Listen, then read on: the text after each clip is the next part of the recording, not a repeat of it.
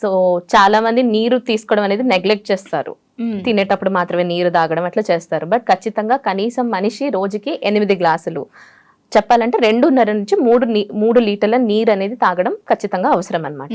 So నీరు తాగకపోవడం వల్ల ఏంటంటే డిహైడ్రేట్ అవుతుంది బాడీ. సో దానివల్ల లక్షణాలు ఏముంటాయంటే పేషెంట్ కి తలనొప్పి రావడం కానీ, యూరిన్ డార్క్ కలర్ గా వేడిగా రావడం కానీ, స్కిన్ డ్రైనెస్, గొంతు అనేది ఆరిపోవడం, ఇవన్నీ అవుతాయి అన్నమాట. కొంచెం వర్క్ మీద ఫోకస్ చేయడం, అలసట అనేది రావడం కానీ, ఇరిటేషన్ కానీ, ఇవన్నీ అవుతాయి అన్నమాట. సో నీరు అనేది ఖచ్చితంగా అవసరం తీసుకోవడం. అండ్ మన డైజెషన్ కి కానీ ఇవన్నిటికి కూడా నీరు అనేది తప్పకుండా తీసుకోవాలి.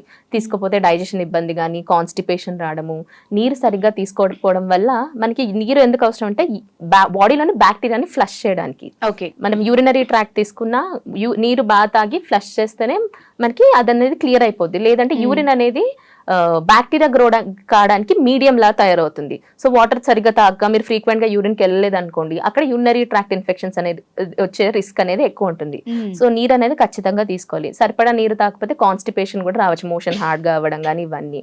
సో అండ్ వర్క్ మీద ఫోకస్ చేయడం, డిహైడ్రేషన్ వల్ల బీపీ లో అవ్వడము, పల్స్ రేట్ హై అవ్వడం కానీ ఇవన్నీ అవుతాయి అన్నమాట. సో నీరు అనేది ఖచ్చితంగా తీసుకోవాలి.